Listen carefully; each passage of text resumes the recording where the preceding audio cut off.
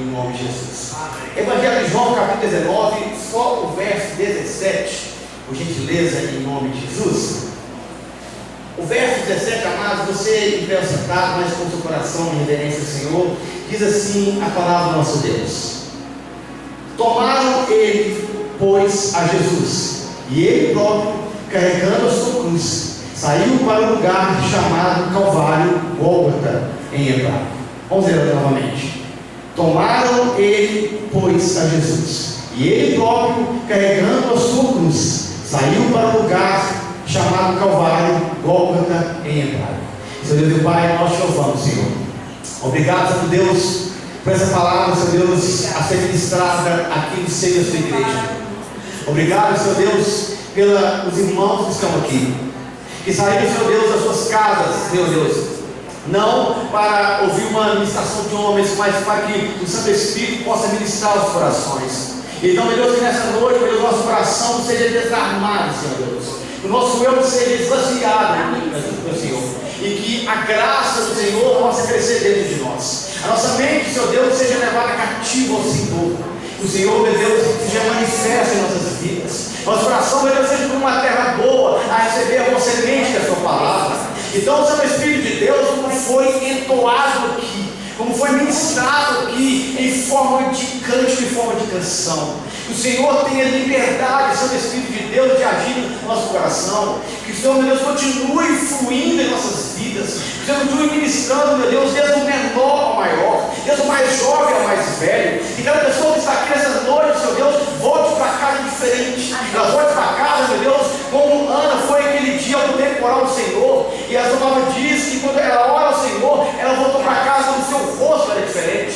O Senhor tinha atendido, ouvido a oração daquela mulher. Então, meu Deus, que nessa noite essa pessoa ela volte para casa diferente, não apenas no exterior, mas o íntimo dela seja transformado. O interior dela, Senhor Deus, seja mudado, Senhor Deus, pela sua palavra. Que a sua palavra, Senhor Deus, seja um remédio nessa noite. A sua palavra, Senhor Deus, seja um antídoto. A sua palavra, Senhor Deus, seja, meu Deus, o tratamento, meu Deus, da alma e do espírito de cada um de nós. Comece, Senhor Deus, desmontar e vai até o último, até o fundo da igreja. Que ninguém saia daqui nessa noite, Senhor Deus, sem ouvir a sua voz, porque é a sua voz que transforma, é a sua voz que muda, é a sua voz que faz, Senhor Deus, com que sejamos pessoas novas, é a sua voz, Senhor Deus, que faz com que cada um de nós possamos ser crentes de verdade, é a sua voz, Senhor Deus, que faz com que, Senhor Deus, o ser, meu Deus, que é uma criatura, passe a ser chamado de filho, é a sua voz, meu Deus, que faz com que a mulher estéril possa ser uma mãe fértil, é a sua palavra, Senhor Deus, que tira, meu Deus, a mulher de ser uma meretriz e faz ela ser uma mulher direita segundo os seus olhos. É a sua palavra, meu Deus, que pega a pessoa viciada e liberta ela, Senhor Deus, pelo nome do teu filho. E é em nome do teu filho, nessa noite, meu Deus, nós oramos e entregamos a nossa vida em tuas mãos. Entregamos o nosso coração para a tua honra e a tua glória, em nome de Jesus. Amém? Vamos aplaudir a palavra do Senhor? Aleluia. Pode cantar em nome de Jesus? Glória a Deus. Deixa eu pagar um médico aqui, senão ele. Isso. Senão ele levar a cara, gente. A graça e a paz de você. Amém. Do Evangelho de Jesus, segundo João, capítulo 19, verso 17. Aqui diz que Jesus, ele pega a sua cruz, ele é direcionado ao Gólgota. A gente falar de crucificação, sem dúvida, a gente entende que é um método cruel. A cruz, ela tem a origem persa.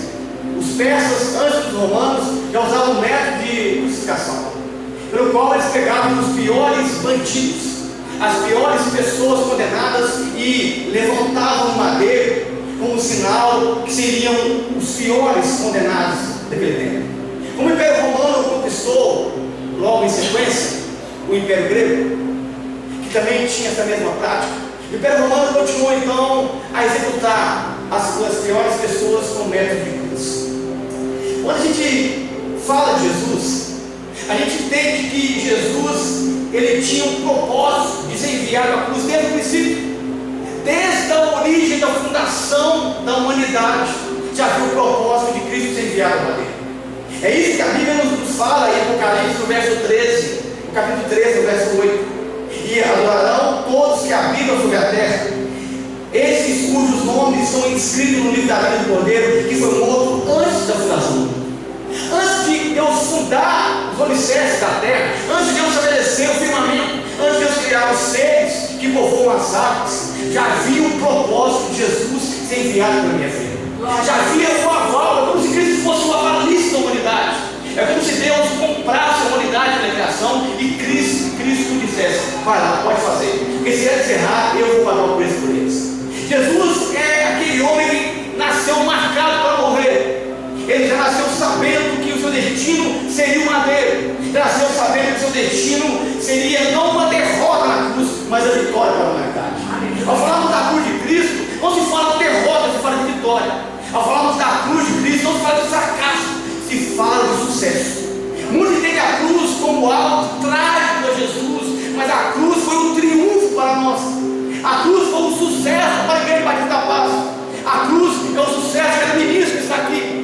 A cruz é o motivo de cada louvor entoado aqui nesse culto. A cruz é o motivo para estarmos aqui reunidos e termos esperança na manhã.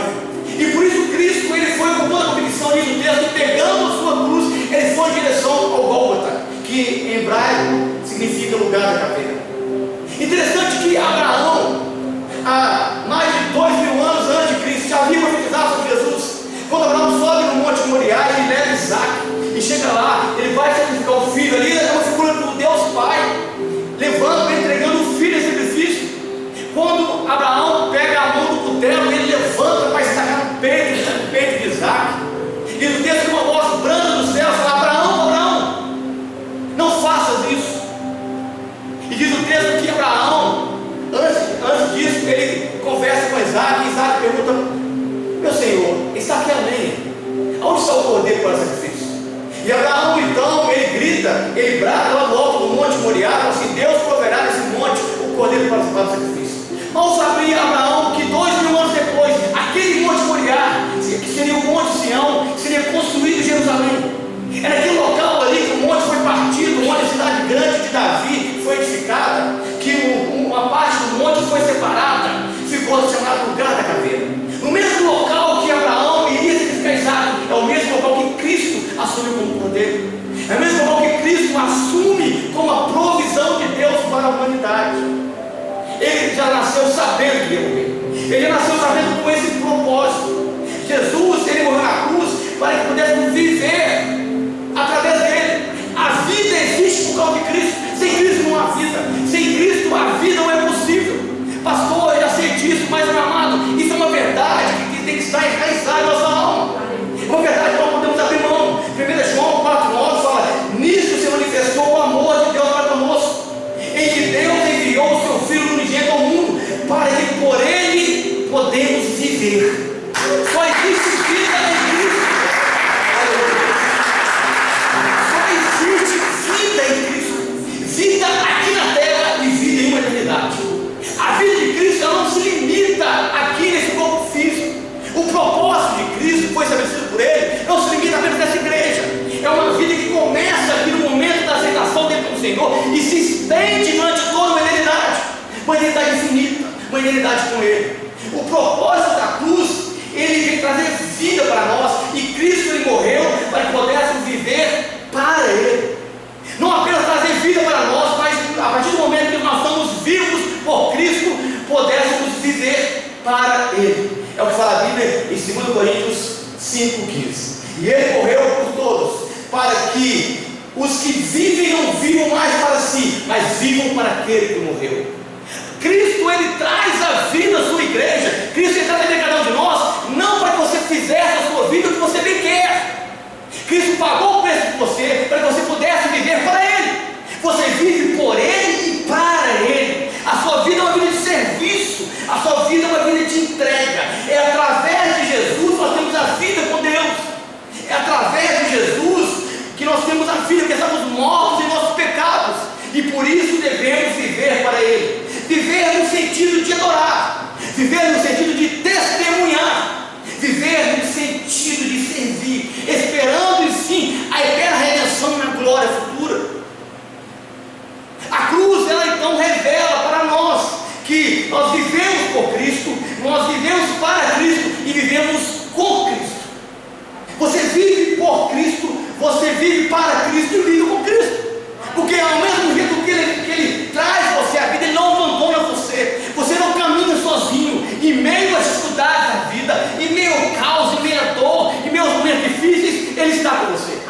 Em meus momentos caóticos, Ele jamais abandona os seus. É isso que Ele diz para os seus discípulos nos últimos dias: eis que estou convosco todos os dias, até a consumação dos séculos. Mas é interessante que para aqueles discípulos Ele estava do lado, mas para a igreja Ele está dentro através do Espírito Santo. Ele não está conosco, mas Ele está dentro de nós. Ele não está do nosso lado, mas está vivo dentro de cada pessoa que está aqui. E essa é uma verdade que tem que estar impregnada em nossa alma, que Cristo vive, mas não vive em uma estátua, não vive em paredes, não vive em microfones. Ele vive em um corpo físico que é o céu. É através de você que Cristo vive aqui na terra. Amém. É através da igreja que Cristo se manifesta. É através da igreja que Cristo permanece vivo aqui. E nós devemos testemunhar esse Cristo. Nós devemos viver esse Cristo. Ele vive através de cada um de nós. Nós vivemos com Ele. Viver com Cristo aqui nessa terra é viver com o Espírito Santo. E Jesus, Ele sabia da importância do Evangelho. Interessante que Jesus, quando ele estava na cruz, Ele pega essa cruz e vai em direção ao Gólgota. Jesus, Ele cita ali algumas frases que são conhecidas como os brados da cruz, ou as palavras da cruz. Irmão, se você conseguir viver as 7 palavras da cruz de Cristo, você vive todo o Evangelho. As 7 frases de Cristo na cruz, elas servem como um resumo de todo o Evangelho. O que Jesus dedicou para ensinar os discípulos 3 anos e meio, Ele resumiu na cruz com 7 frases, com 7 brados. Ele resumiu com 7 palavras. E essas 7 palavras que eu quero ministrar ao seu coração nessa noite. Essas 7 palavras que eu quero que você escute também, como se você estivesse aos pés da cruz. Interessante que quando Jesus ele vai ao madeiro, estava ali aos pés da cruz muitas pessoas. Estavam ali discípulos, João estava ali, Maria Madalena, Maria sua mãe, estava ali outras pessoas curiosas, multidões, fariseus estavam ali, saduceus, lictores, soldados romanos, estava ali Nicodemos, estava ali José de Arimateia, discípulos ocultos. E eu fiquei vendo esse quadro, essa imagem na cruz, e fiquei pensando: qual tipo de pessoa eu sou aos pés da cruz? Eu sou um discípulo como João, que ama o Senhor. Eu sou alguém, um discípulo oculto como Nicodemos e José de Arimateia. Eu sou multidão que só quer os bens, ou sou apenas um soldado que quer castigar Cristo como um herege. Que tipo de pessoa você é aos pés do Cordeiro? Que tipo de pessoa você é aos pés da cruz? Que tipo de pessoa nós somos aos pés do Senhor? Estavam ali vários tipos de pessoas, e todos ouviram aqueles brados, mas poucos obedeceram. Todos ouviram ali as frases de Cristo, mas poucos tiveram a vida mudada. Porque não adianta você apenas ouvir, você tem que aceitar como uma verdade. Isso tem que impregnar no seu coração e você sair para uma vida nova. Aqueles soldados ouviram Jesus e apenas um se converteu.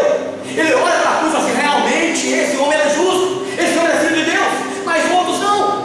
2 ladrões estavam com Jesus, uma à direita e uma à esquerda, Gestas e Dimas, segundo a teologia. Apenas Dimas se converte e o outro foi entregue ao inferno. Não basta apenas você ouvir, você tem que aceitar aquilo com verdade, pegar como fé no seu coração e seguir caminhando o caminho que Jesus trilhou. Ele estava ali, as últimas palavras de Jesus expõem o coração dele. Escute isso aqui. As últimas palavras de Cristo expõem o coração dele. Muitas pessoas no último momento de vida gritam, esbravejam, xingam, caluniam, mas Jesus se enamorou até o fim. No último momento de vida, nas últimas falas dele, foram frases de amor, foram frases de misericórdia, de compaixão, foram frases de perdão, de salvação. O que você faria se fosse hoje o seu último dia de vida? O que você faria se hoje fosse o último cântico? Se hoje fosse o último culto?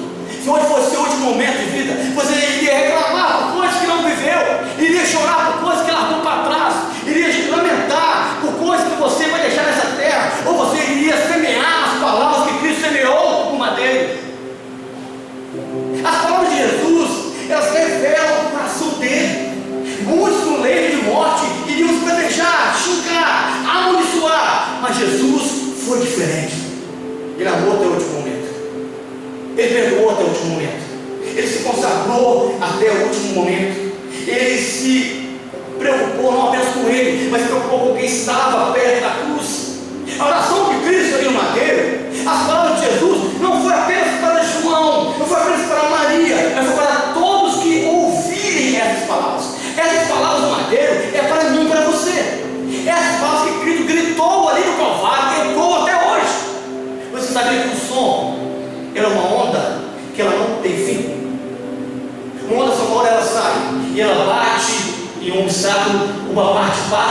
parte volta. Outra parte bate aqui e outra parte volta. Por isso que cada palavra que você fala, ela é importante. Por isso que cada confessar seu é importante. O falar, o confessar, ele vai ecoando de um lado para o outro na eternidade. O som é invisível, mas é real. O som você não vê com os olhos, não apalpa com as mãos, mas ele existe. E essa palavra de Jesus, talvez você não vê ela com os olhos físicos, mas eles estão ecoando em um ambiente espiritual, trazendo perdão, amor, graça, vida para cada um de nós. Ela está ecoando em favor daquelas pessoas que estavam ali no Calvário, e em favor da minha vida. E a Bíblia diz assim para nós, em Lucas 23, no verso 34, ele começou então a dar os gritos de vitória dele. Ele começou a dar os gritos de vitória. Talvez eu estivesse ali, eu iria gritar de boca, eu iria gemer, eu iria esbravejar, dizendo que eu era inocente, dizendo que eu não tinha culpa, dizendo que a culpa era do outro, mas ele não. Os brados dele eram diferentes, o falar dele era diferente. Ele começa assim, em Lucas 23, 34, Pai, perdoa-lhes porque não sabem o que fazem. A primeira palavra de Cristo é uma palavra de perdão, é uma palavra de perdão. Entende você que os homens que estavam ali estavam ferindo Jesus, enfiando uma lança nele, coroa de espinho em Jesus, crucificaram no madeiro, açoitaram ele, cuspiram nele, bateram nele, eles bofetearam, arrancaram sua barba, bateram com um caniço em sua cabeça, zombaram dele, deixaram ele nu, despido. E Jesus olha aos céus, olha aquele povo, e Jesus pede ao Pai perdão para aqueles homens. A palavra da cruz, ela revela perdão para nós. E Jesus começa aqui essa trajetória da cruz, chamando Deus de Pai, porque esse é o final da cruz. O final da cruz é para que o homem pudesse chamar Deus de Pai, para que o homem pudesse ser aceito como filho de Deus. Aquele cordeiro, ele foi morto ali, trazendo uma adoção para cada um de nós. Esse pedido de Jesus, ele foi direcionado ao Pai. Pai, perdoa-lhes. Por que ao Pai? Porque Deus é o único que pode perdoar pecados. A única pessoa que pode zerar a conta da sua vida, o único que pode zerar você, o único que pode apagar suas manchas é Deus. E Deus é capaz de fazer isso. O Pai é capaz de fazer isso. Por mais que a sua ficha seja suja, por mais que os seus pecados sejam extensos, Deus tem o poder, a graça e a misericórdia para zerar a sua dívida. É através de Jesus, a cruz de Cristo, que nós podemos ser zerados da culpa, que possamos ser inocentados pelos nossos pecados. Ele olha aos céus e direciona ali. Jesus pede ao Pai que o imperdoável seja perdoado. Ele pede ao Pai para que você seja perdoado. Ele pede ao Pai para que as suas mentiras fossem anuladas, para que as suas mãos sanguinárias, como do rei Davi, fossem limpas, para que seus pés tortos, como de Mefibosete, fossem endireitados. Ele pede para que sua língua de blasfêmia, como de Anás e Caifás, fosse sadia diante dele. E por isso que ele ora ao Pai, clamando ali. Essa palavra demonstra uma eterna intimidade com o Pai, porque a cruz, ela traz para o indivíduo intimidade, a capacidade de você olhar para o alto e não achar que ele é um Deus distante, mas ele é um Deus de perto, capaz de chamá-lo de Pai. E Jesus olha para o alto e ele começa dizendo: Pai, perdoa-nos, porque esse é o motivo da cruz, perdão dos pecados. O motivo da cruz, escute, não é fazer você rico, não é fazer você próximo. O motivo da cruz não é porta aberta de emprego. O motivo da cruz não é você ser financeiramente bem sucedido. O motivo da cruz não é você andar de carro importado, não é você ter emoções, fazendas e muito dinheiro na conta bancária. Não, o motivo da cruz é perdão de pecados. O motivo da cruz é você ser justificado diante de Deus. As duas coisas são consequências, outras coisas são consequências do reino. O perdão é o principal. Pai, perdoa-lhes. Jesus poderia ter dito assim, escute aqui, presta atenção. Jesus poderia ter falado assim: Pai, julga-os, condena-os. Eles me feriram, eles me maltrataram, eles me caluniaram. Mas Jesus pediu perdão. Jesus pediu perdão. Talvez você, quando alguém bate no seu filho, você olha para outra pessoa, você quer aniquilar ela. Quando alguém fala mal de você, você quer escorraçar ela. Mas Jesus não. Quando batiam nele, quando zombavam dele, ele olha para o Pai e fala: Pai, perdoa-lhes, que não sabem o que fazem. E realmente nós não sabemos de nada, irmão. E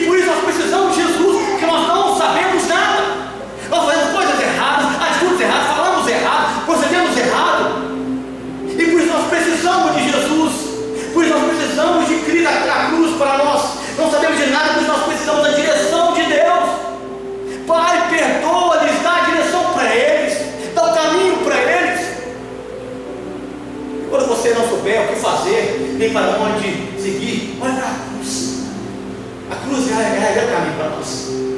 A cruz, ela dá a direção para nós. Ela revela a palavra de salvação, como foi para aquele ladrão que estava ali. Lucas 23, 42 fala assim: então disse Jesus, lembra-te de mim quando entrares no teu reino. Verso 43, disse Jesus, em verdade te digo que hoje estarás comigo em paraíso. O segundo brado de Cristo na cruz era o brado de salvação, porque para ter salvação tem que ter um perdão antes.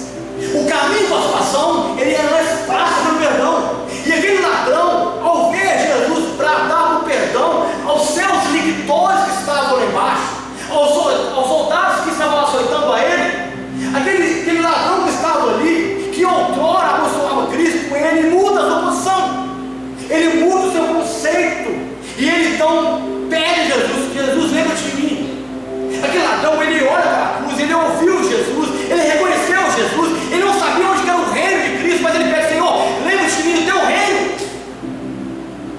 Ele não sabia nada do reino. Talvez você pense: pastor, aquele ladrão foi a última chance. Não foi a primeira. O primeiro encontro daquele ladrão foi com Cristo na cruz.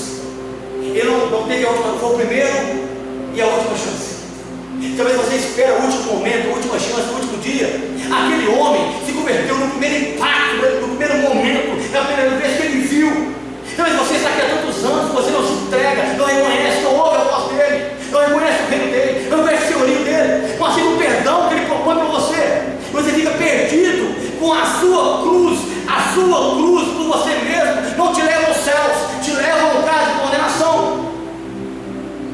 Mas quando olhamos para a cruz de Cristo, ela nos remete a uma salvação eterna, uma salvação para cada um de nós. Mas, irmãos, Jesus nunca se esquece daqueles que o reconhecem como Salvador.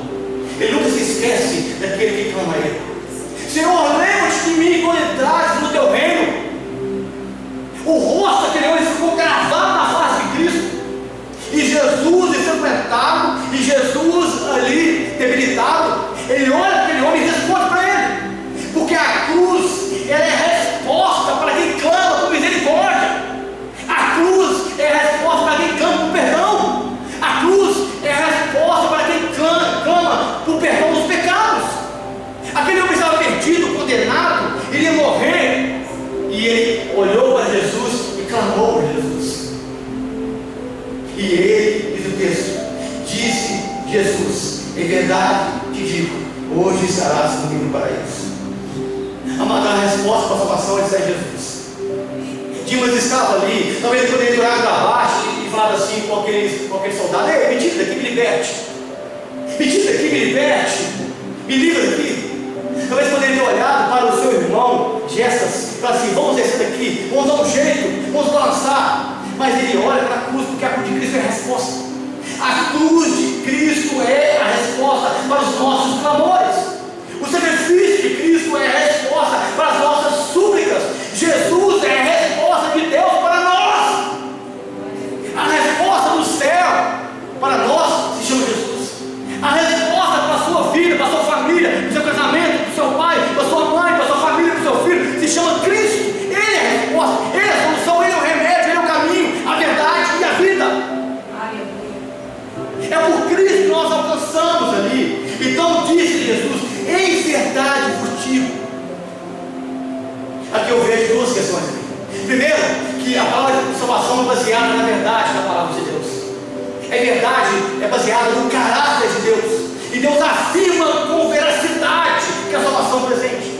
E Jesus olha para aquele homem e fala assim: ei, em verdade eu te digo. É uma palavra direcionada a Dimas. Estava ali Gessas na outra cruz, estava ali João ao pé da cruz, Maria, Madalena, soldados, ladrões, lictores, multidões. Mas a salvação foi direcionada, porque Jesus sabe quem clama a Ele. Ele sabe quem busca a verdade. A gente pode estar aqui num ambiente coletivo, a gente pode estar aqui num ambiente de adoração ao Senhor, mas a salvação, ela é direcionada a cada um de nós de forma individual.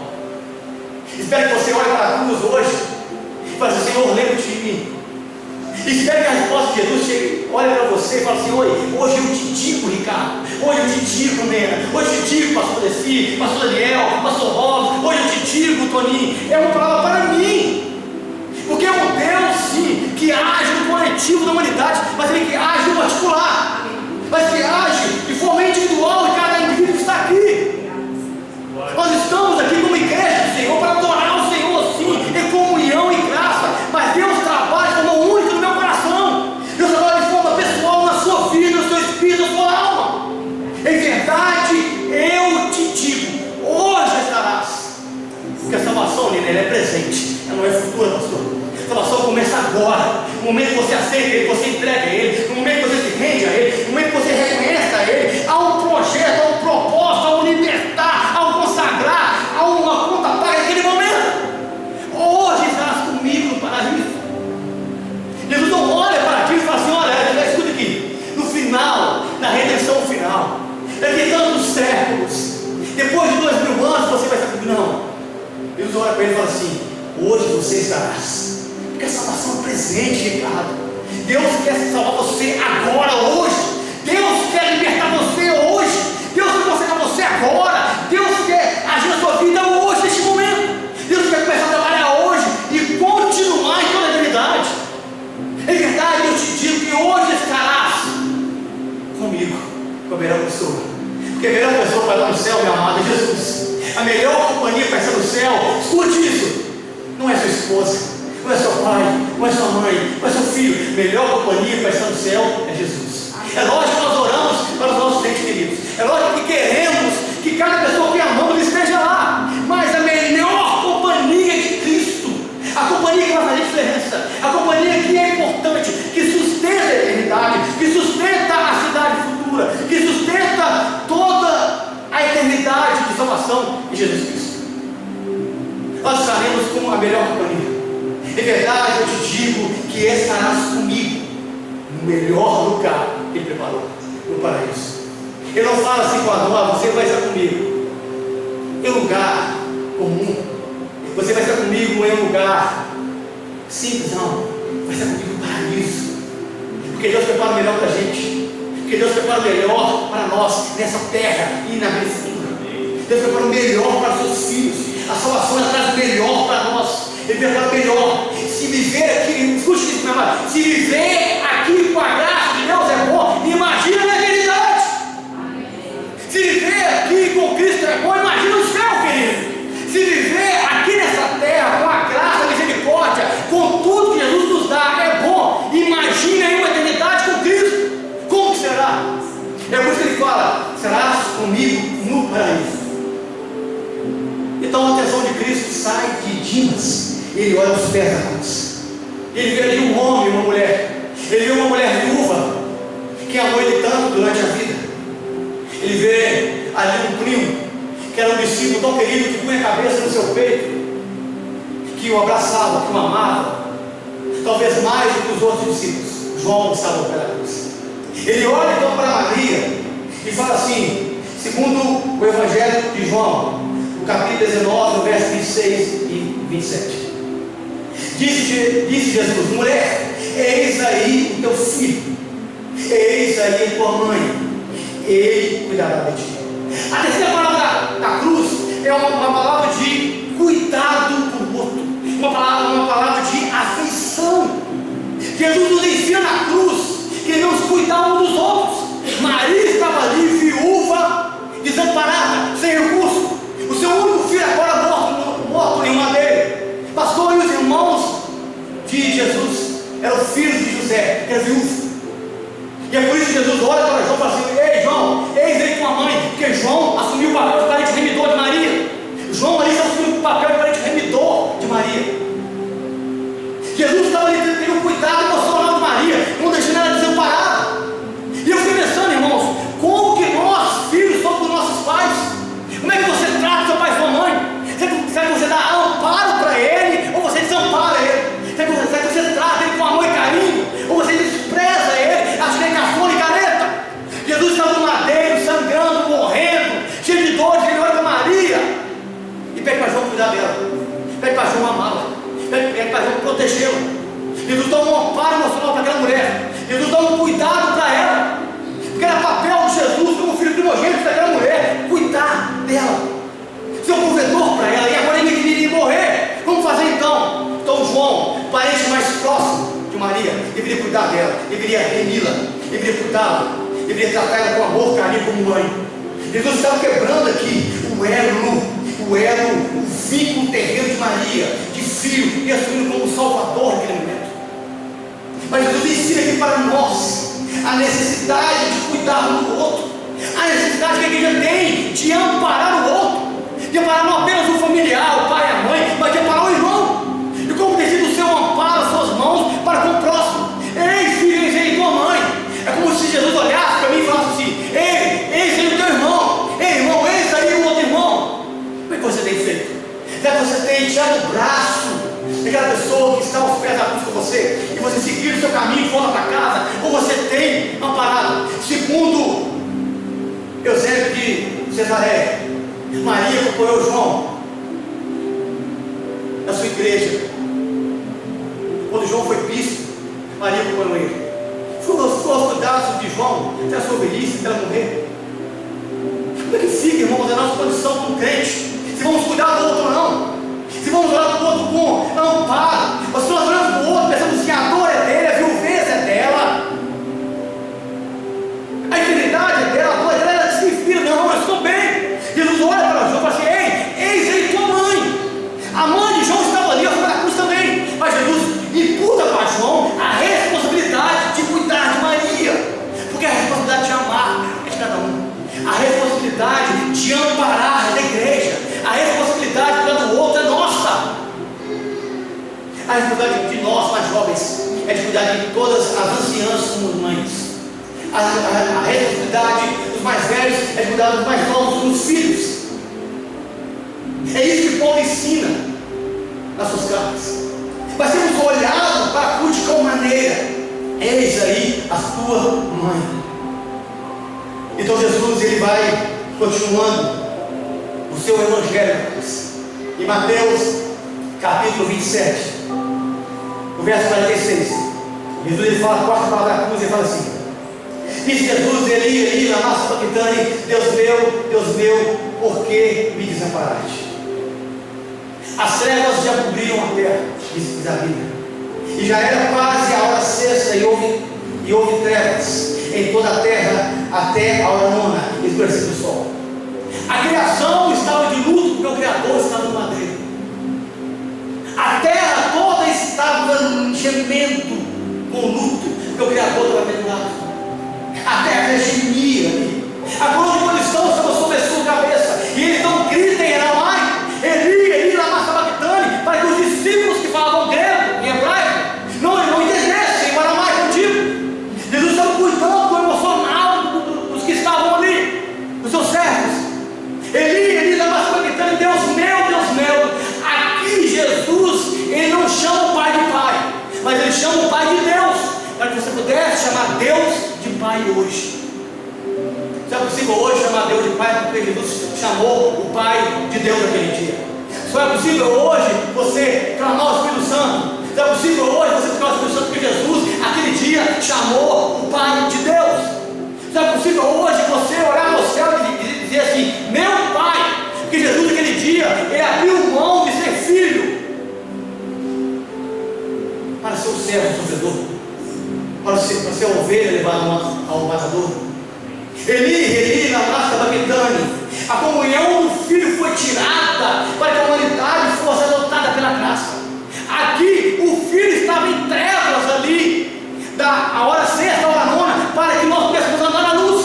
Se hoje andamos na luz, foi porque Cristo aquele dia estava em trevas.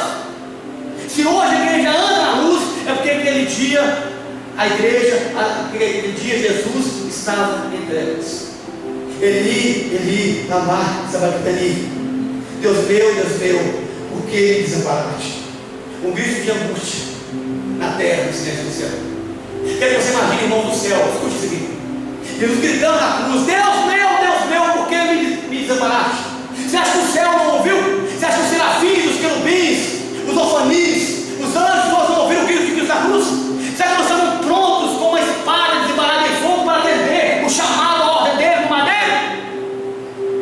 O céu todo estava em prontidão, como ele falou assim com graça: você acha que eu posso orar ao Pai e o Pai me enviar 12 legiões de anjos?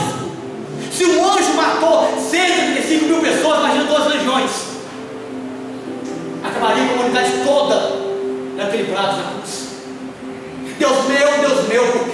disparate, mas o Pai ficou em silêncio do trono.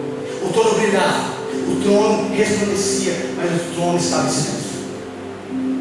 O trono não respondeu ele. Porque se o trono respondesse ali a Jesus, nós não estaríamos aqui hoje. Se o Pai respondesse o grito de angústia de Cristo aquele dia, nós não teria igreja Batista da Paz, Novo Gás, não teria pastor Daniel, pastor Leci, pastor, não teria ninguém. Se o céu abrisse, rasgasse ali as cortinas, respondesse a oração de Cristo naquele momento, não teria ninguém nessa terra. Todos estaríamos condenados aos pecados, destinados a uma eternidade no inferno. Mas o Pai se silenciou, contemplou o Filho eterno, contemplou ali o abandono de Jesus. Jesus foi abandonado ali. Houve um silêncio, a solidão, a escuridão e o abandono. O inferno que estava presente ali na cruz. Porque o que Jesus viveu na cruz foi sentimentos, tudo que o inferno pode proporcionar: silêncio de Deus, solidão de Deus, escuridão e abandono.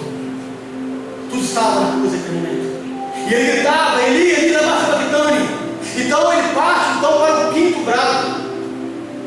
João 19, 28 fala assim: diz Jesus: tenho sede. O líquido do seu corpo foi vazando, foi minando, o sangue foi escorrendo, ele foi suando, a garganta secou, como fala em Salmos. Você pegava, a língua pegava ao céu da boca, e ele sente sede, ele sendo água, escute, ele sendo um rio de água viva, ele sendo um rio do trono de Deus, sentiu sede naquele momento. Ele sentiu aquela sede daquele homem rico que está em Lucas capítulo 16, aquele rico que olha para Abraão e fala assim: Pai Abraão, molha a ponta do dedo e refresca a minha língua. Essa sede do inferno que ele sentiu na cruz, a sede daquele homem, sentiu a sede ali na cruz, teve sede, mas era o rio da vida, porque o único cálice que ele poderia tomar era o cálice da ira. O único cálice que Deus ofereceu do céu não foi um cálice de refrigério, não foi um rio de água limpa, foi um cálice da ira. Você vai beber esse cálice. Esse cálice não pode ser passado por você. E ele disse: tenho sede. Então, no verso 30 de João capítulo 19, ele diz: Jesus, está consumado. O brado da cruz é um brado de vitória. É um brado que fala tetelestai, que significa estar consumado. Escute, os servos, quando terminavam a tarefa, chegavam perto do seu senhor e diziam: tetelestai, está terminado, eu terminei o serviço. Quando Jesus grita isso na cruz, ele grita como servo, você não para o Pai. Ele grita para o Pai no céu e diz assim: ei Pai, está terminado a minha servidão aqui. Eu completei, fiz o propósito, está concluído. Tetelestai, o servo dizia quando terminava a tarefa, e a tarefa da salvação estava sendo completa ali, naquela cruz.